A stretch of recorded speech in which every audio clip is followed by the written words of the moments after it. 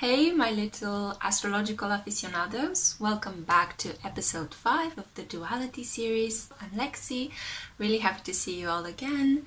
I just came back from a bomb weekend in Paris. It was freezing. I got to spend time with one of my best friends who happens to be a Virgo sun, and she also has a Virgo daughter. I personally am surrounded by Virgo people. I'm a Pisces Sun, so I seem to be attracting my polarities. So if you're a Pisces Sun or a Virgo Sun, or if you have planets, any of the personal planets, whether it is your Moon, your Venus, your Mars, your Mercury, or your ascendants, if they are in Pisces or Virgo, then this is the video for you.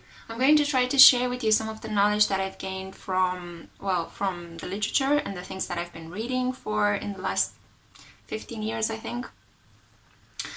But I'm also going to share to you some of my intuitive understanding of what these signs are about, because I have a feeling that Pisces is a very misunderstood sign, as much as Virgo is to some extent. Pisces is not just this weird, messy, chaotic, loving, boundaryless energy. And Virgo is not just this neurotic, work-obsessed, service-prone character. They are really, really interesting signs in the sense that they tend to borrow from each other's characteristics. So I'm going to be talking about how a high-functioning Pisces borrows from Virgo some of its qualities, and how a high-functioning Virgo borrows from Pisces some of its qualities, okay? So we'll see if I can make this short and sweet. I generally thought that I prepared myself mentally for the Taurus and Scorpio axis video, because I thought that's going to be the hardest one. But I think the hardest part is talking about your own sun sign, because it's the one that you get least detachment from. You are so personally invested in your life that you sometimes find it very hard to develop this self-awareness. But I was lucky enough to actually date a couple of Pisces and Pisces ascendants and Pisces moons as well. So I can actually share with you some of these experiences. But to make the short story shorter, I'm going to start first by talking about Virgo, and then I'm going to go into Pisces. And then I will talk about how the axis plays out, how these two polarities are actually slightly misunderstood, and how the signs function in a perfectly imperfect dichotomy in reality, okay? Are you confused yet? Yeah? Good? Great! Welcome to my channel. It's full of weirdness. But loving weirdness, okay? Weirdness with good intentions. That's the thing you should keep in mind. So Virgo. What are they about? What is happening there with Virgos? The busy bee of the zodiac. They are ruled by the planet Mercury. Mercury is the fastest moving planet in our solar system. Mercury gives us changes signs every 2 weeks, 2 or 3 weeks normally.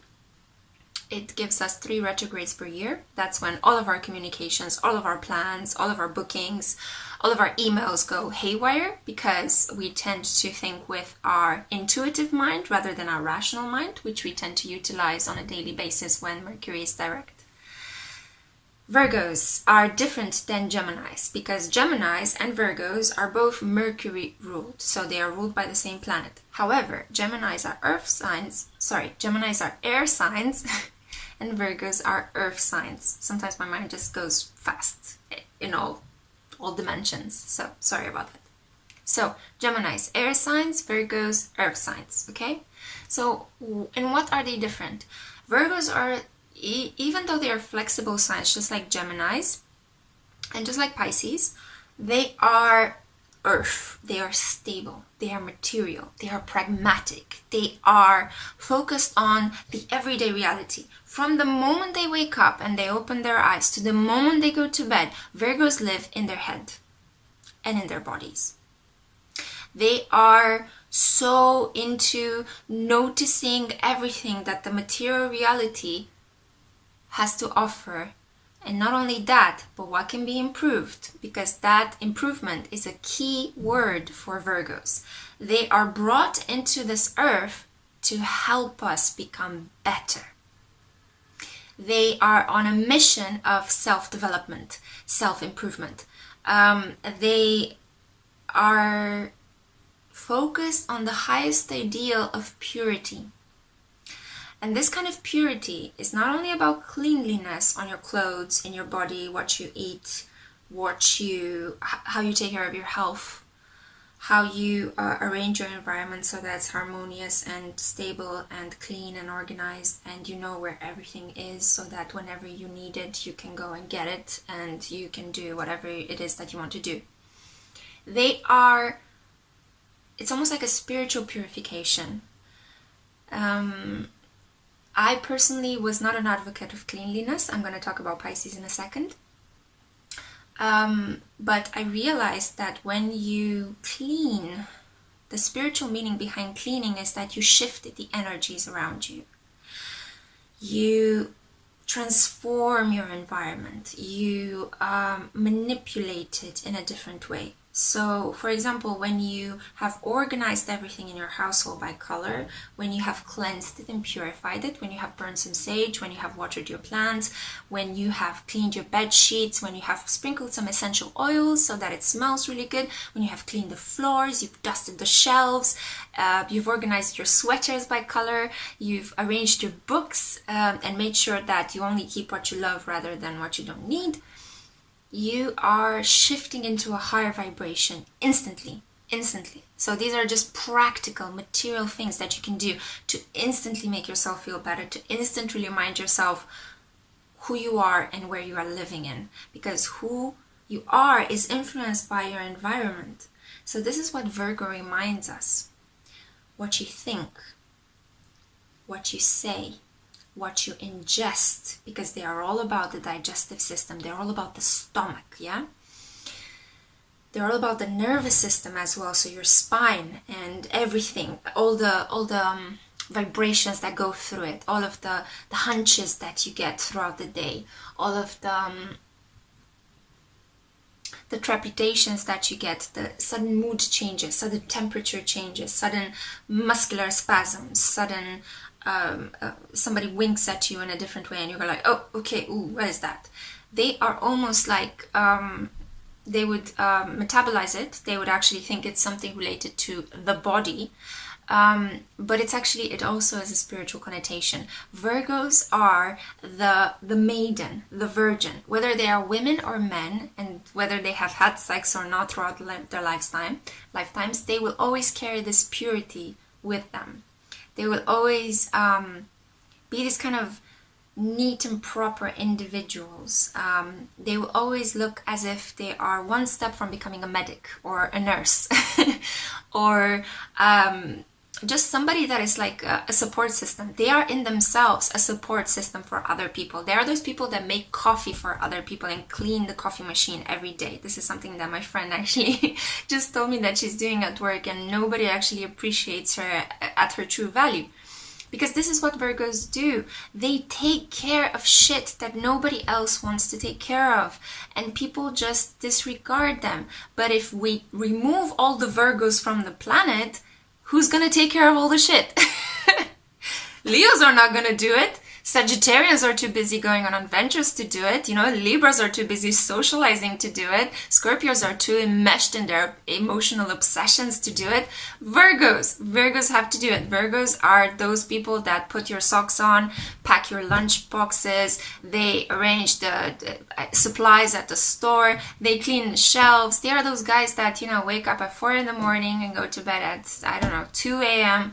And they just work and relentlessly. It's almost like this beautifully obsessive quality about just taking care, just cleaning, just arranging, just organizing, because they are shifting our energies all the time.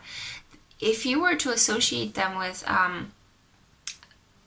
somebody in the animal kingdom, it would definitely be the insects, and most likely the ants, okay? So they are just tireless. They are just so dedicated to the material environment. The downside of Virgos is that because they are so plugged into reality, they are so plugged in to their minds, to comprehending everything that happens in reality through logical steps. So they normally, their brains, depending on their Mercury placement, because they can have some really bizarre Mercury placements as well, but usually Virgos are very concentrated on how do I get from A to B to C to D. Does this make sense? If this doesn't make sense, then why am I wasting my time with it? My time is precious. I have to do, I have to take care, I have to organize, I have to arrange. So what is happening here? They are actually one of the few signs that Capricorns trust because of the fact that they are so hardworking. You know, Capricorns love hard work, they love effort, and they don't trust 90% of the people that they meet in their lives, but they love Virgos. Virgos are their little disciples and Capricorns are the bosses, you know, like Capricorns distribute rules and regulations and Virgos follow them, you know, happily.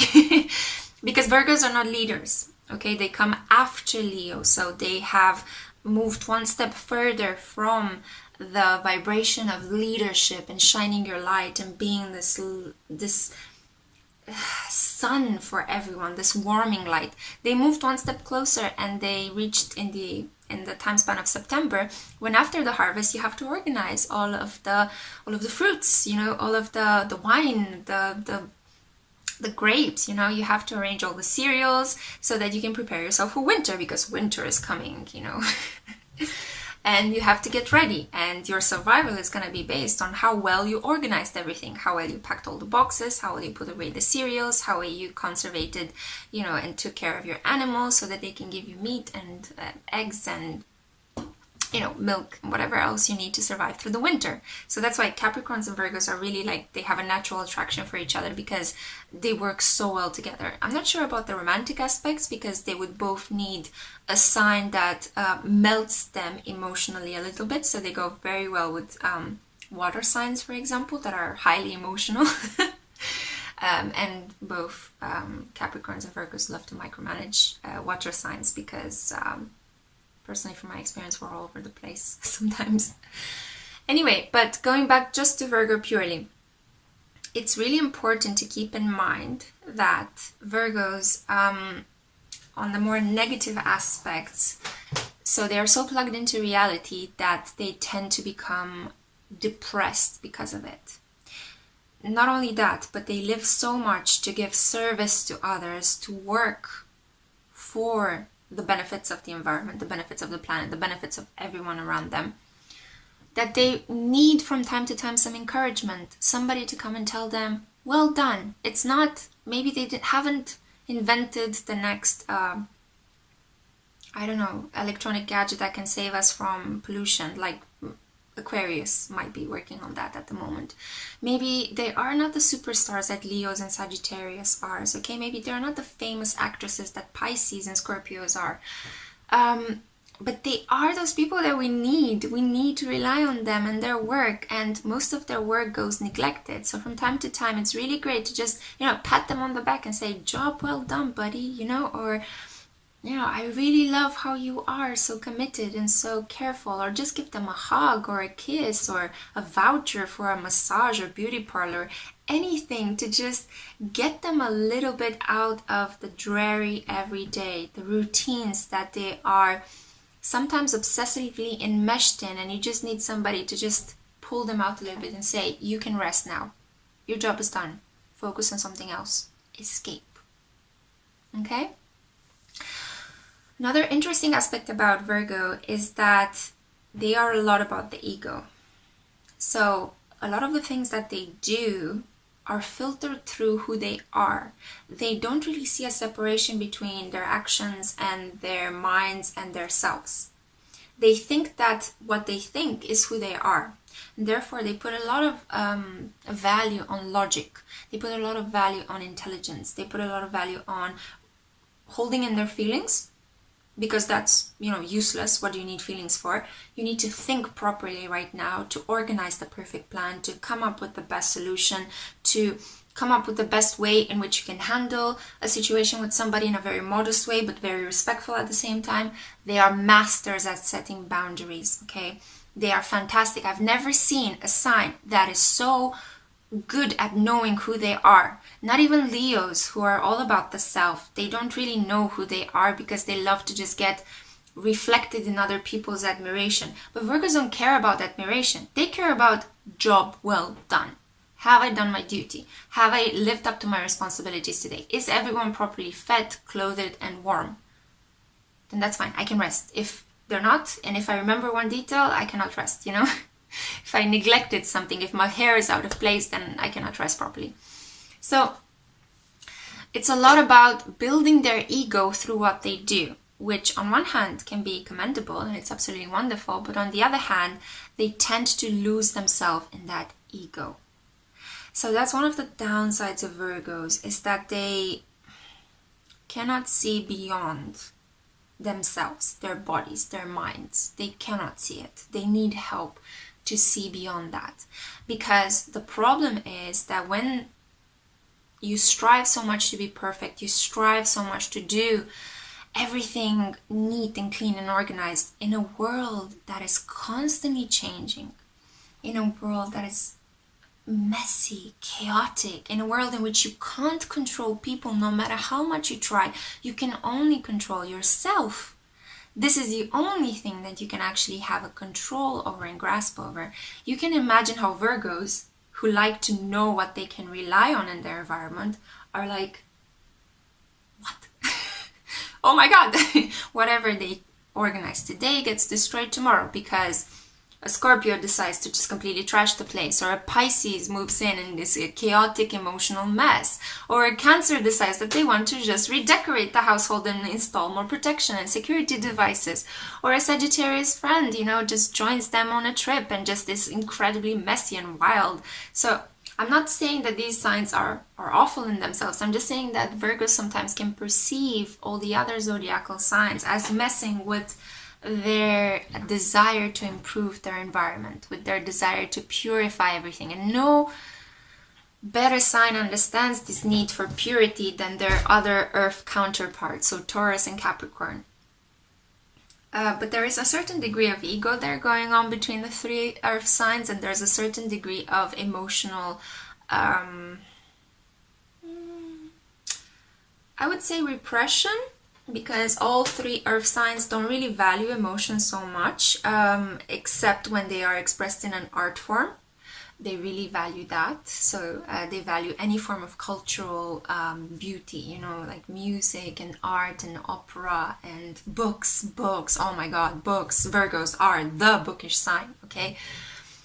And they do so going back to Virgos only, they value books, they value movies, they value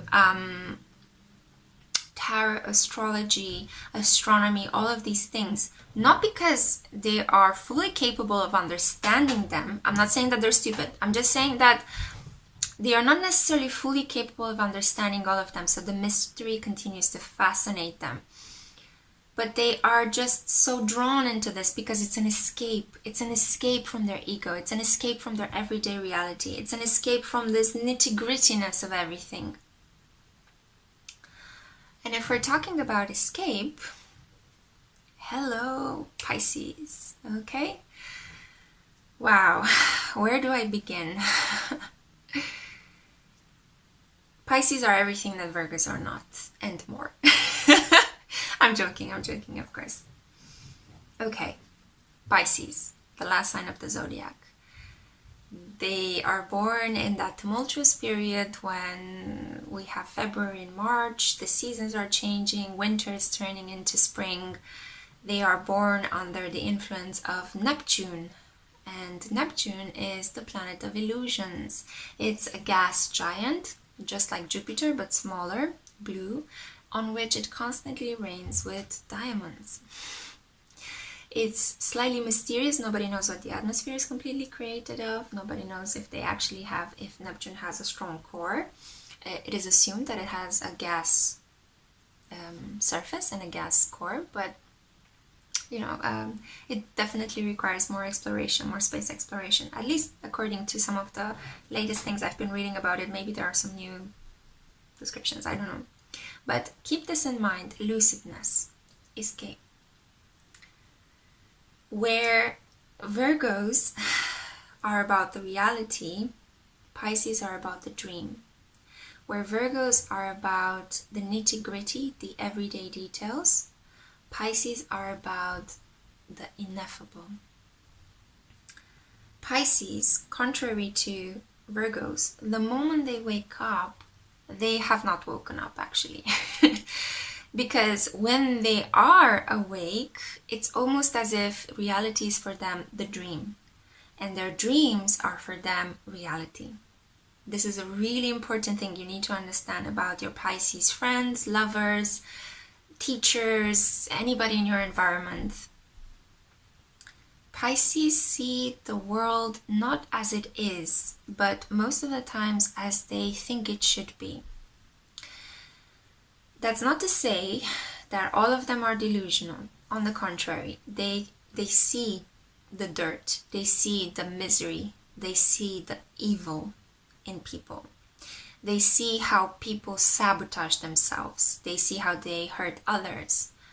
They understand they are capable to take it all in, all of it in, because they are boundaryless compared to Virgos, who very quickly, react when somebody steps over their boundary, over their time, over their anything related to their bodies. No, on the contrary, Pisces allows. Pisces accepts and allows and takes in. Where Virgo pushes out, Pisces takes in. Yeah? They are, most of the times, I'm not saying that this necessarily applies to me, but they are incredibly beautiful and alluring women and men. Those kind of people that they turn on both men and women. Even if you're heterosexual, even if you're like committed on your thing, you still want to sleep with a Pisces man or a woman if they are around you. Why? Because compared to the Virgin, Virgo, who tends sometimes to have some fertility issues because of their nervous system and their inability sometimes to relax, if it's only related to stress and not to other physical characteristics that they can't have children.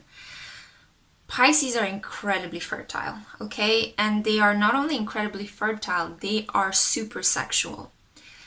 Because of the fact that they live in this dream world. What is this dream world? It's a fantasy, right? And what is sexuality? Well, sexuality most of the time is just a projection of what we can do to feel pleasure, of how we can stimulate our bodies in a way that trumps social norms most of the time. Okay, so if you think about all the varieties of sex that are out there, and how, the varieties of like getting people catching you having sex, or like different forms of having sex and different positions and eros and eroticism, they are not things that happen in public. They are things that happen behind closed doors. They are things that happen in intimacy, in silence, in secrecy. They are things that people don't usually see. They are just, retreated. And they are things that usually happens between one or two, sometimes more people, but usually normally it happens between two people. So Pisces is about the secluded. Pisces is about fertility. But fertility that is born out of fantasy, not fertility that is born like with Taurus, that is born out of this need to just procreate and multiply yourself and become like, establish your legacy. No, Pisces is about bringing the dream into reality, bringing the fantasy into reality. And this is where things get really strange, because fantasies and dreams are not only populated by angels and, what we want to see, the best of ourselves, the ideal, the wonderful world that lives out there. It's also about the monsters. It's also about the forbidden pleasures. It's also about taboos and secrets. It's about transcending social norms, transcending order, transcending purity. Okay, it can be about filth as well, but not necessarily a filth that has to do with I don't know, dirt and crap that is lying over your body. It can be the filth that sometimes is, well, what some other people consider discarded, dysfunctional, disabled. Pisces are usually the champions of the underdogs. They are usually those people that see beauty, that see worth, that see value in the dirt, the decrepit, the dead, the forgotten, the misplaced, the underdogs of society. They are able to look at everyone that they see and they meet in their environment, and they can see the good side of that situation, of that person, of that object, or of that material aspect. This is where lies their biggest strength and their undoing at the same time. Because when you are waking up to a world that you think should be in a certain place, when you are accepting of people's border crossings, of people's vile natures, of people's disrespectful attitudes, of people's weird sexual desires, of people's hurts and wounds and ego-driven desires and pleasures, and you take them in, you don't fight them, you don't resist them, you don't sober people up and say, hey, you can't really do this, what the fuck? Then you can imagine how toxic that is. When you look at somebody that is hurting you and you say, I still love you. Okay? When you raise children and you don't settle boundaries, you don't settle limits because you think that you should love them unconditionally because they're part of yourself, but then you give in to their every desire and they grow up to be spoiled monsters. Yeah? And you wonder, where have I done wrong? In loving too much, in accepting too much, in giving too much, in tolerating too much. This is where Pisces hurt most of the time. Because hurting is about allowing other people to trespass over your boundaries. And Pisces does this naturally because they don't want to see that there is a distance between you and me, between the individual and the group. They want to feel everything really close. They want to create intimacy with everything. And they do so. They are fantastic at this. So the first time that you meet them, you almost have like a revelatory experience because you're thinking, what is this? Who is this? What? So they bring this Neptune air with them. It's almost like a smoke screen. And you see something like glitzy and glamorous and dazzling, and you're wondering, what is that? And then as you get to know them more, all the hurt and the past traumas and everything that they've absorbed from other people comes out, and you have to deal with that. Not many people can do that. But generally, they are very loving individuals. Generally, they are very accepting individuals. Generally, they are the hearts of their family, the hearts of their community. They are the inspiration, the religious and spiritual inspiration in their neighborhoods, whether they are part of an organized religion. Most of the time they organize their own religions because of how they manage to speak from the heart and think from the heart, and everything is from the heart with them. That's why they make good friends with Leos as well, because it's a lot about heart energy. But with Pisces it's actually quite different because it's almost like it goes through their whole bodies. So it stems from the feet, which are the symbols, the sensitive symbols from Pisces, and it goes all the way up. Why? Because Pisces is wrapping up the astrological cycle. So one of the amazing qualities for Pisces is that, and this is something, if you guys are watching this and you're Pisces, I really need to emphasize this very much.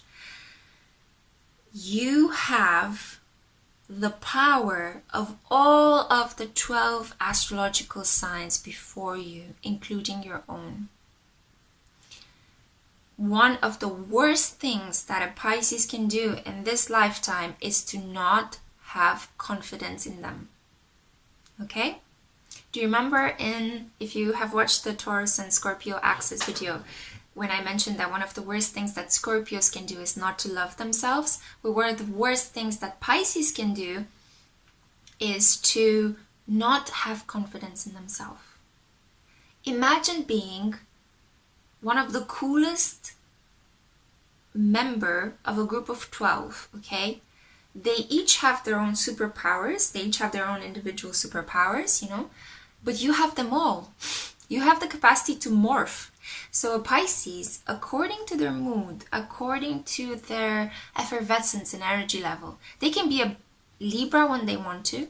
They can be a Scorpio if they have to. They can be a Taurus at the bank. They can be a Gemini in the classroom. They can be a Capricorn in the business room. They can be whoever they want. They just have to tap into that chameleonic energy that they have. They are mutable water, okay? They are dual as well, just as Gemini. They are dual, and Libra as well, but Libra is an object compared to Geminis, who are two individuals, and Pisces, they are still, well, they're fish. So Pisces is more instinctual than Gemini. Geminis are the human beings, Pisces are the still fish. They're not even animals or something, they're fish. But the important lesson, and something that I've learned throughout life, is that have confidence, as I mentioned earlier, because you have this capacity to morph through all of the superpowers. But also learn how to move flexibly between the dualities. Then again, if you're high functioning Pisces, you know this by heart. I don't need to tell you anything. You're fantastic manifestors to the same extent as Sagittarians. But if you're struggling with your Pisces identity, and I feel like I should say this because it took me so long to actually learn how to love myself and accept myself for who I am, because society is not really ready for Piscean energy in any shape, way, or form, unless it's exploiting them creatively. But learn how to balance the two energies. One fish is going to pull you in one direction, it's going to pull you low. One fish is going to pull you high up the stream. You have to learn how to swim low and swim high, swim low and swim high, swim low and swim high. When you have absorbed too much from other people's worries, cares, retreat, because you're being pulled low. Instead of hurting yourself and harming yourself and numbing yourself with drugs and alcohol and everything else, because I know we tend to do that. Remember that this is just a period when you have to let yourself release all the toxicity you've absorbed from other people. And it doesn't necessarily have to be toxicity. It can just be their worries and their fears and their things, not your things. So learn to differentiate between what are your feelings and thoughts and what are other people's feelings and thoughts. And let them go, release them, cry. Cry if you have to. Do it in privacy. Do it in a really nice, comfortable environment. But let it go. Let it wash you over. Release the toxins. And then you'll find yourself swimming high again, okay? Swimming on the surface of things. But then sometimes you might need to go down again. But if you go down, don't go in a depressive mood. Go in a search for intensity. Because Pisceans really need intensity. I mean, a lot of people think that Scorpio is one of the most intense signs, but oh man, Pisces are super intense, okay? In terms of their emotions, in terms of their feelings. It's just that the way that they present it is coming across in a much more lighter way, in a much more, I don't know, public relations approved way compared to Scorpios and to Taurus.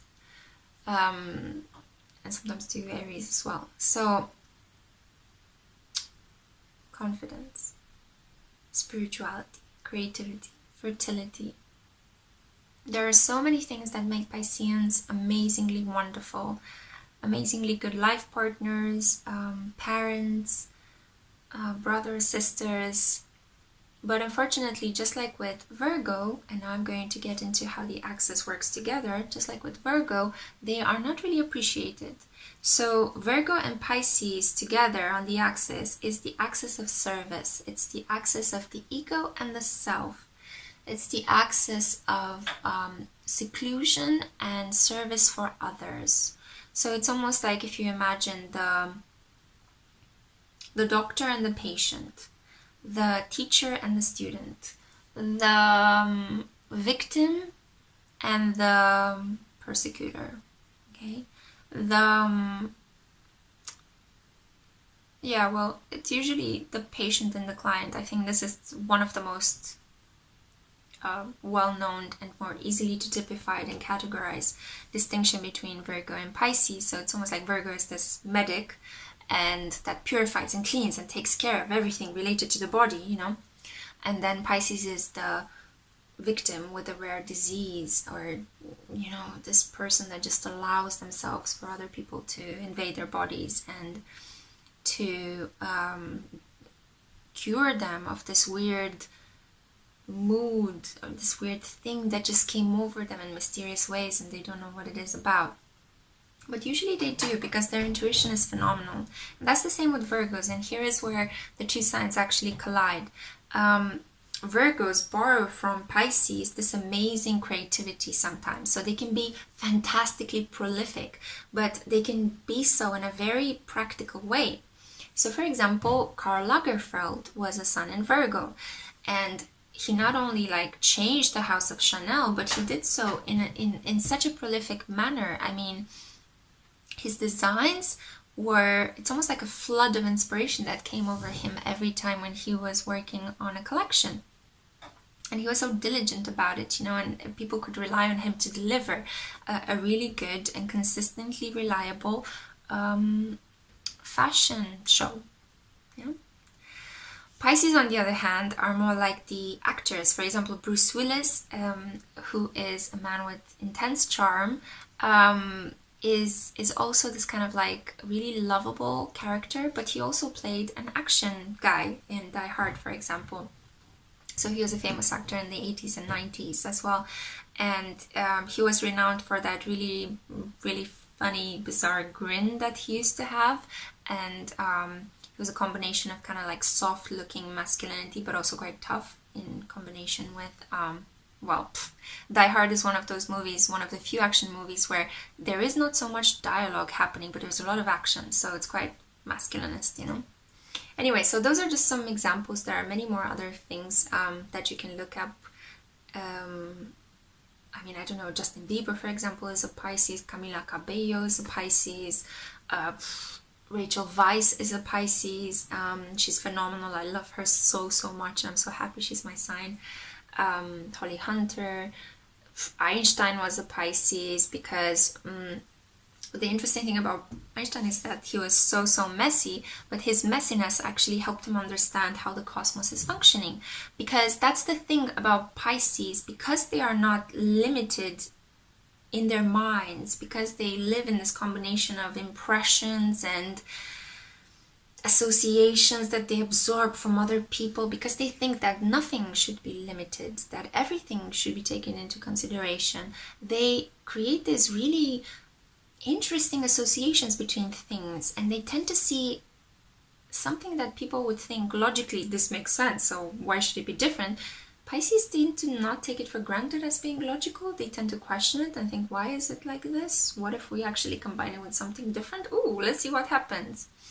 So they are the sign that comes after Aquarius, and Aquarius is the inventor, okay, the creator, the paradigm shifter.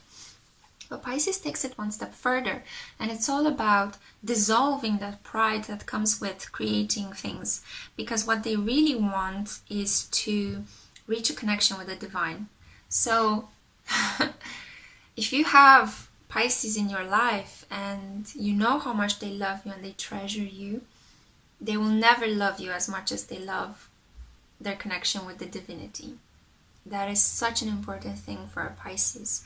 And a Pisces that has lost this connection with the divinity, whether it is God or Allah or Buddha or whoever else you want to worship, or a feminist icon, A Pisces who lost this connection is a Pisces that is ultimately unhappy and depressed, because they need this connection with spirit more than anything else to bring them back on track. If they have this connection with spirit, then they are really high functioning Pisces. They would borrow from Virgo this sense of wanting to be better, wanting to be pure, not really allowing others to sully them, to bring them down to a level of chaos and dirt and malice and gossip and everything that can just like hurt them and harm them in the long run. On the moment they may think, no, you have to accept all these things because, you know, people sometimes do mistakes, or they go through periods and you have to allow them. But in the long run, repeatedly accepting things that are disrespectful, things that are disingenuous, because a lot of people lie to them and take advantage of them, leads ultimately to a state of self-hatred that can terminate them. So a high-functioning Pisces realizes their worth, borrows from Virgo the sense of self that is very strong, this capacity to establish boundaries, this capacity to organize themselves. They become very good at what they do. And you'll be surprised to find a lot of Pisces, not only in the creative fields, but also working in publishing houses or working as lawyers or as doctors, because they borrow from Virgo this polarity. So they tend to compensate or overcompensate, and they realize that there's something weird with them, that they're so much head in the clouds, that they start learning very well, or they start organizing themselves very well so that they can give something back to other people. Because ultimately what both Virgo and Pisces are obsessed with is helping others, being there for others. And that's why we love them, and that's why we need them. Because they just genuinely, these two signs that are not as flamboyant perhaps as the Leo and Aquarius axis, not as intelligent or fantastically out there or sociable as the Gemini Sagittarius axis, they are like the soldiers that we need. They are the people that help us escape through beauty, through, Neptune is the higher octane of Venus, right? So, the beauty that Pisces has is this kind of like ethereal beauty compared to Venus ruled signs such as Libra and Taurus, which are like in your face beautiful, in your face symmetrical, and their bodies are very beautiful. Pisces sometimes are beautiful because they are very odd. They are very out there. Like you look at them and you realize, I don't know what makes you beautiful, but I can't stop looking at you, you know? So that's kind of like the Piscean qualities, you know?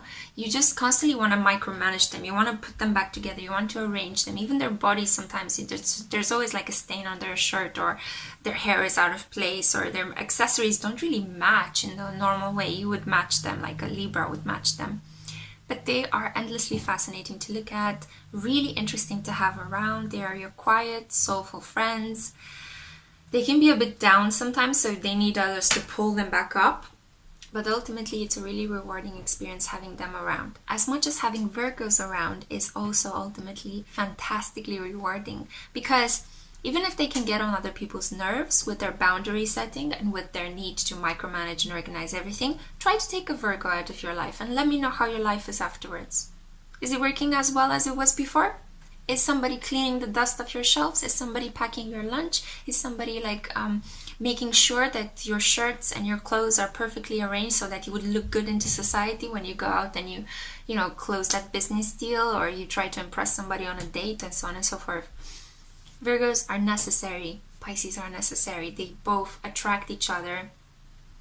They both can take each other to very low extremes. So they can use each other and manipulate each other. Virgos think that they can manipulate Pisces, and Pisces will just end up being hurt and run away from them, because one thing that Pisces do is that they don't really fight back. Usually they just have this knack for disappearing from people's lives. So be careful. If you want to keep them close, don't control them too much, and don't take advantage of them or make fun of them. It's the same with Virgos. Virgos tend to fight for themselves. Virgos tend to really stand up, and they engage in these arguments that are never ending with people. You know, they have this stamina. But at the same time, they need to learn how to let go. So a high functioning Virgo borrows from Pisces this capacity to just let things be.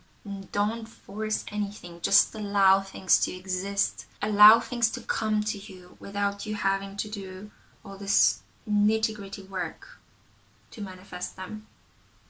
Just as a high functioning Pisces borrows this order and this wake-up call to control some aspects of their life. Maybe not all of them, but maybe not go with the flow with everything. You know, don't go for that shotgun wedding. Don't go for that really crappy advice that your friend is telling you about, you know, your, I don't know, university applications. Don't go for that guy that just smiles nicely at you but ends up being a fuckboy, you know? Learn to discern.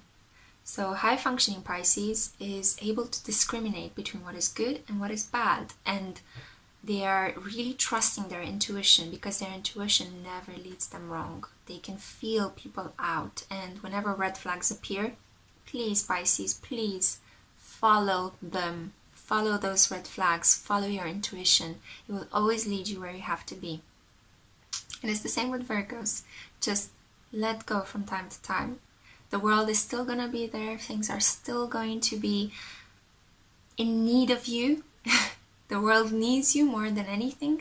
So you don't have to worry. You can take a rest. You can escape a little bit. You can indulge and have some fun with your Pisces friends. They're very good at escapism. They're very good at pleasure and magic. Creating scenarios that have not existed there before just for your pleasure. And yeah, just basically inspire one another. I absolutely love these signs. I love being a Pisces. It's taken me a while, but I generally love being a Pisces, and I love Virgo people. I think that they're amazing, and I'm always inspired to see how different they are from me, but all the same time how similar to me they are. Because that's the whole point of this duality series, is to try to get you guys to think about the two opposite signs, not as being completely opposite, but as being just basically the same kind of sign with different manifestations. Okay? Okay, so I hope this made sense. I feel like I should stop here. I'm a Pisces, trusting my intuition and my feelings. Haha.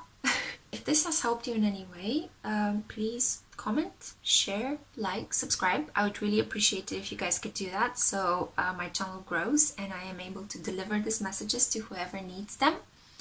We are living right now through very karmic times, so the more spiritual messages that we are able to transmit, the better. The more our community grows and we learn from each other. Let me know in the comments down below as well if this resonated, if it helped you in any way. I'll be back very soon with the final installment in this duality series, which is going to be about Libra and Aries. I love you guys. Take care, and I'll see you next time. And happily Pisces and Virgo away. You are treasured and you are worth it.